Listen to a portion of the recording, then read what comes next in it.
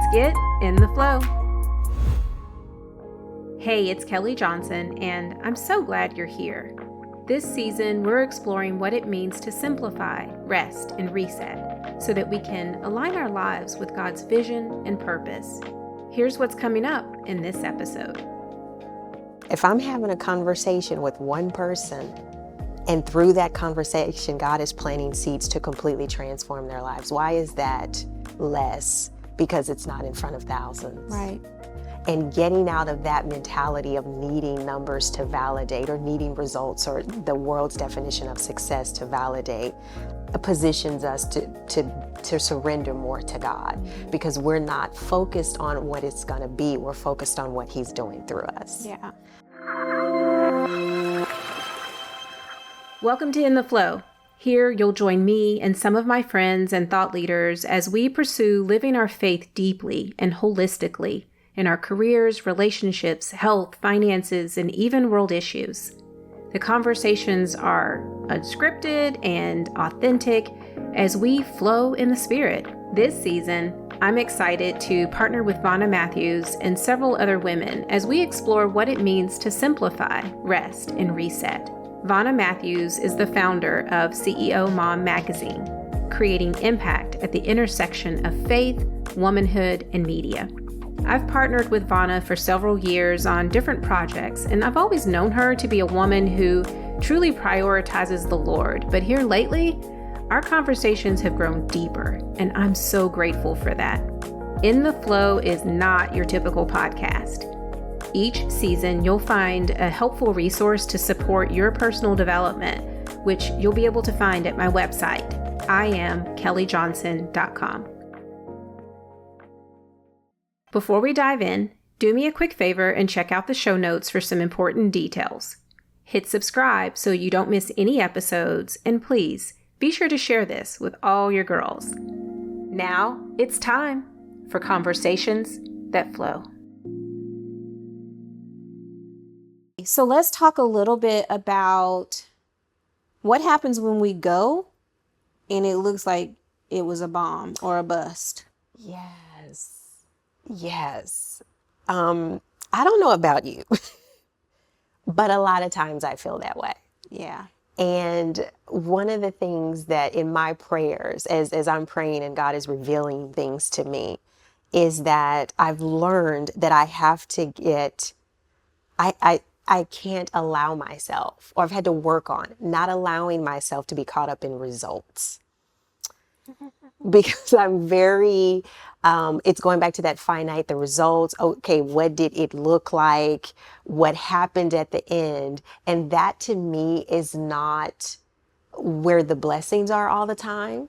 Even when you get what you want, God allows you to go through so much that you're so dependent on Him that the thing that you wanted doesn't even matter as much as it did before, because that relationship and that intimacy with Him has grown. And so in thinking about things as a bust or as a bomb, I've had to reframe my thoughts. And I don't always understand why it turned out that way, but maybe it's a part of that pruning. It's a part of that growing. It's a part of that reconditioning my mind. But that happens to me all the time. You know what it has meant for me? When I feel like I did what you told me to, Lord, the results look like a bust or a bomb. What I have come to realize about myself is that I am seeking and needing the results to validate my worth. Oh, that's good. That's good. If I don't make an A, then why did I study? Right. Yeah. That's good. Right? Like, yeah. It's about getting the A. My mom tells this story all the time, but I forgot I made a C, my very first C. It was like 5th grade or something like that. And she was like, Kelley, you were depressed for a week. I didn't want to get out of the bed. I was crying. It was a C one time. But, this achievement, finding our worth in achievement, in number of likes, number of commas in our bank account. Yeah. Whatever it is, whatever we're finding achievement or worth or validation in. I actually feel like a couple of days ago, the Lord was like, okay, so if you don't get a big response rate to a program that I had just launched, are you still going to obey me? That's good. Right? Like, Yeah. stop allowing the response rate to dictate whether or not it was me. Yeah.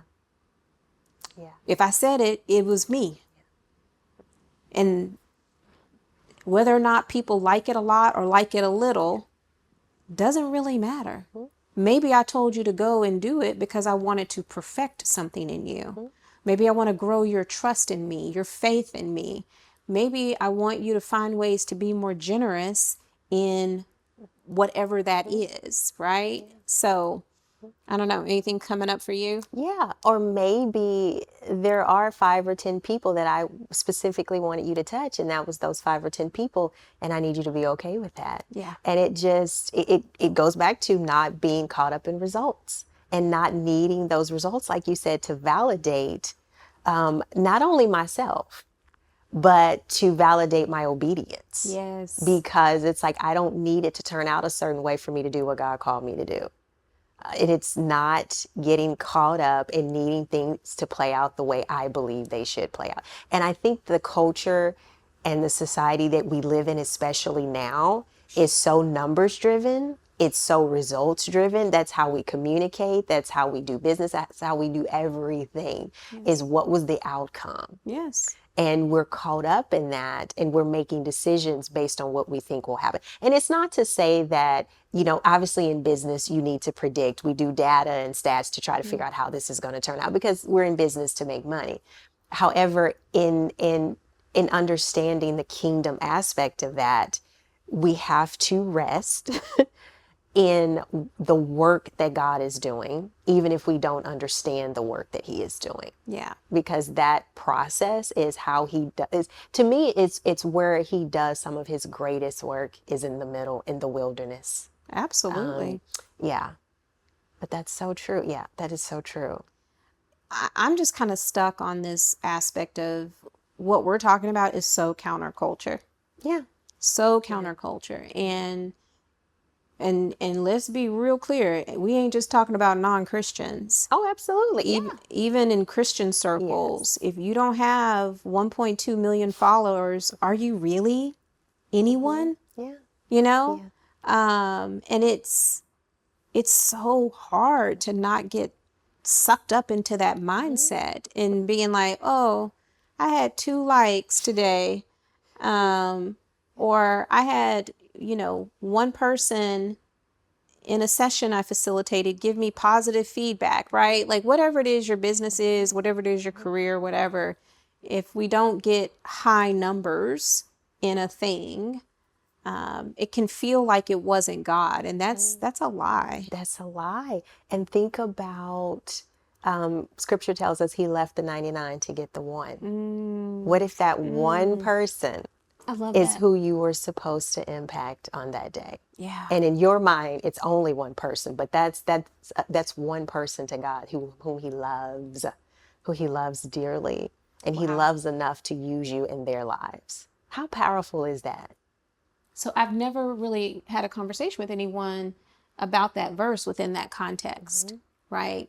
Like, when it comes to purpose, because I feel like there's always these unwritten, unstated aspects to life. So we hear a lot of talk or conversation about living your purpose. Well, the unwritten, the unspoken belief about if you're living in your purpose, you're going to be successful in the world's definition of success, right? But we all know that, the kingdom has a different economy. Yeah. It's on a different monetary system. It's on a different time system even, right? Yeah. And I think what you just highlighted is kingdom and purpose could be just the one, not the 99. Yeah. Yes. Ooh, wow. Yes. Yeah. Okay. Yeah. Because we are devaluing without trying to, Right. but we are devaluing people because they are not a part of a larger group. Right. And if I'm having a conversation with one person, and through that conversation, God is planting seeds to completely transform their lives, why is that less? Because it's not in front of thousands. Right. And getting out of that mentality of needing numbers to validate, or needing results, or the world's definition of success to validate, positions us to surrender more to God, because we're not focused on what it's going to be. We're focused on what He's doing through us. Yeah. And then we can talk about, so we've talked about, okay, if your numbers are small, if the results are not what you wanted them to be, but what happens when they are? And what happens when He does position you to where now you are in front of thousands and you are, supposedly impacting millions? Can you stay focused on Him?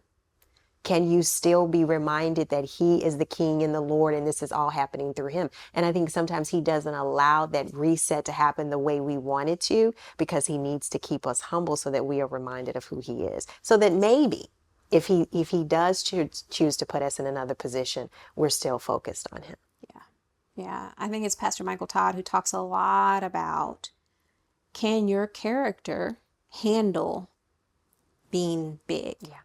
Right. And that I think the more we're obedient in the reset, in the go, as well as the simplifying and resting, just the more obedient we are in general, whether it's publicly seen or not, I think our obedience is our training ground for if and or when we do have, lots of commas in our bank account and lots of zeros or whatever it is, that our character can handle it, and God can trust us to still simplify when He says simplify, still rest when He says rest, keeping our identity in Him, and that intimacy component that we talked about with rest. Will we still do all those things if we achieve even the world's definition of success? And that's something I pray about. Yeah, I do too. I've even said to God, if this is going to replace you, I'm not interested. Yeah. I would rather be in a place where I feel as though I lack and have you than have all these things and not have that relationship or their intimacy with you. And that is something I don't struggle with. I do not want what the world has to offer. Yeah. And I've gotten to that place. I understand my role. I understand that He is going to allow me to be in certain spaces and use certain things because this is where I am to spread the gospel. But I'm not interested in anything the world has to offer. And I believe a part of that reset is understanding that we're not interested in anything the world has to offer. I'm focused on God and what He's called me to do and what He's called me to be. So I'm going to share something that only like 5 people in my life know. And that is, back in November of 2021, the Lord gave me a very specific verse that's associated with the promise. And following that, there were just other indicators that He was really confirming that word for me. And one day in a church service, I was doing praise and worship, and He just kind of brought that back to me. And I remember journaling about it, and I journaled, Lord, I don't want it if my character can't handle it. That's good. I flat out told Him, I don't want it. If my character cannot handle it, then you can keep it. Yeah. And I realized that was a prayer. It didn't seem like a prayer in the moment. But that prayer, he answered it by simplifying, by drawing me into rest. Wow. And resetting. And all of the dots are just now connecting for me right now in this very moment. But when I shared before about how last year the Lord really disrupted my business, he took things away. He took people away that I did not want to let go.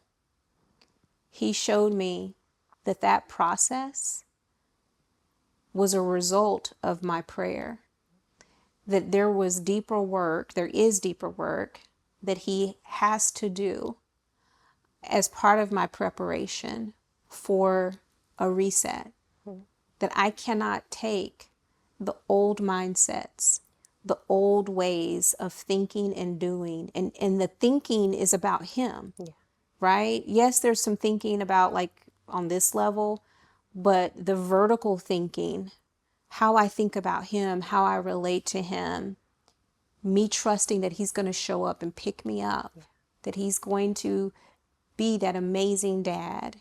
That's my hero. Yeah.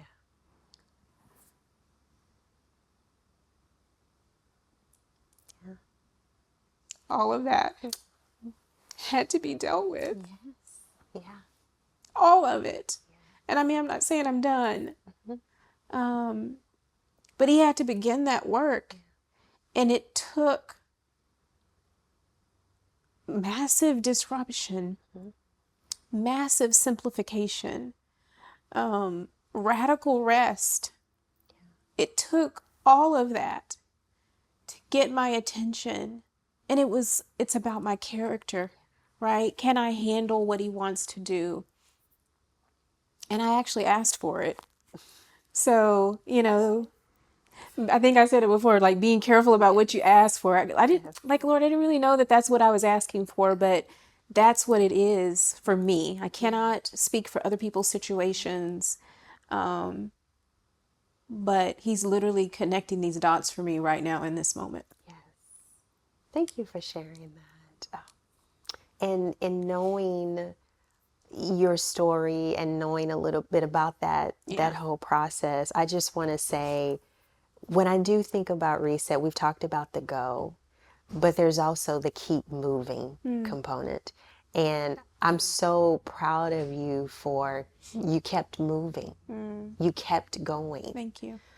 Through it all. And it's been a blessing to watch. And what I also love about you continuing to move forward is that you've been very honest and real about the process and how hard it's been.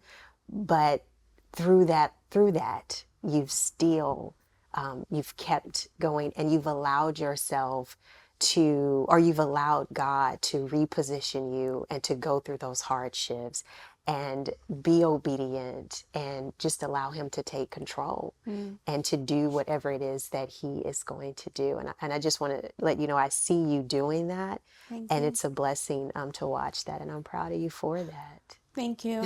It doesn't feel like I'm moving though.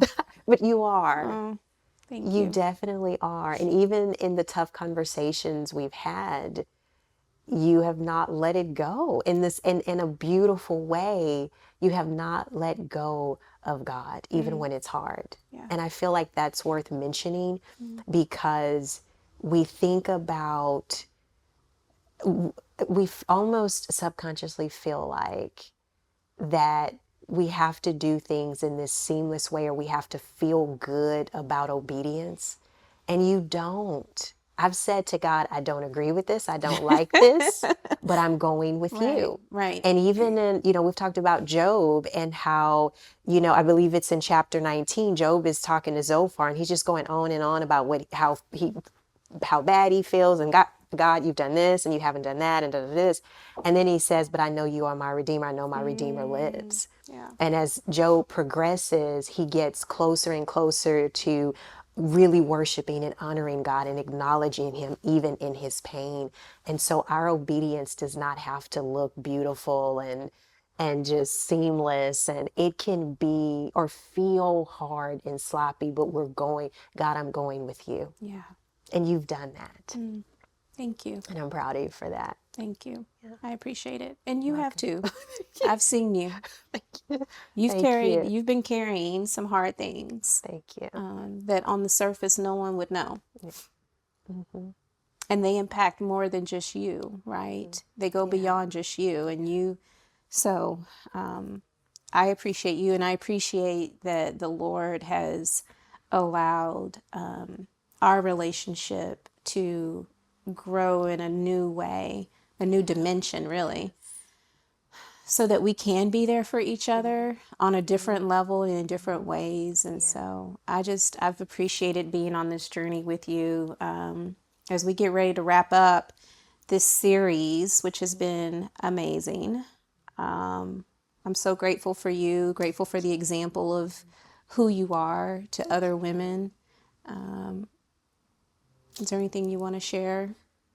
Beyond that, I just thank you just for this opportunity. I believe this conversation and all of our conversations continue to be a blessing to me, and they continue to be growth opportunities for me. I always grow in those conversations. And we talked about earlier Malachi 3:16 when it says God heard their conversations. And I'm so grateful that he hears our conversations and just continues to work through us in ways we didn't see. Yeah. And it goes back to planting the seeds. And we didn't see, so thank you. Thank you. I'm going to pull up that verse real quick. I think, is it Malachi? I know it's Malachi 3, but I'm not sure if it's 3:16. Okay. Let's see real quick. Because I think 3:16 is the one about tithing, isn't it?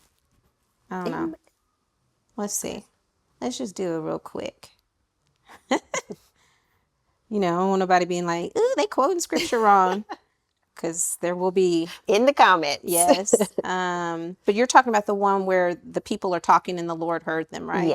Yes. Because everybody else was showing out. Right. So let me just scroll.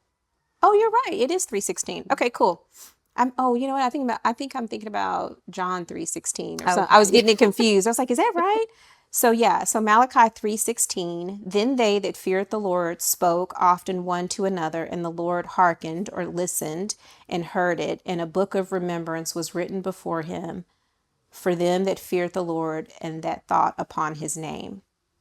So that's the verse. Of course, I happened to stumble across the King James Version, but we still get the gist. Yes. It's about God hearing our conversations and hearing it and remembering it. So thank you for being that for me too. You're welcome. Awesome. Thank you, Vonna. Before you move on to your next thing, I want to encourage you to take a few moments to practice stillness and ask Holy Spirit what he wants to say to you right now. If you're feeling an invitation to go deeper on this topic, head over to iamkelleyjohnson.com to download this season's companion resource, a 21-day devotional, prayer, and journaling guide created by me and Vonna Matthews of CEOMOM Magazine. I'm so grateful you're on this journey of flowing in the Spirit with me. Please share this show with your friends and family, and don't forget to subscribe and write a review. I'd really love to hear from you. In the meantime, please stay in the flow.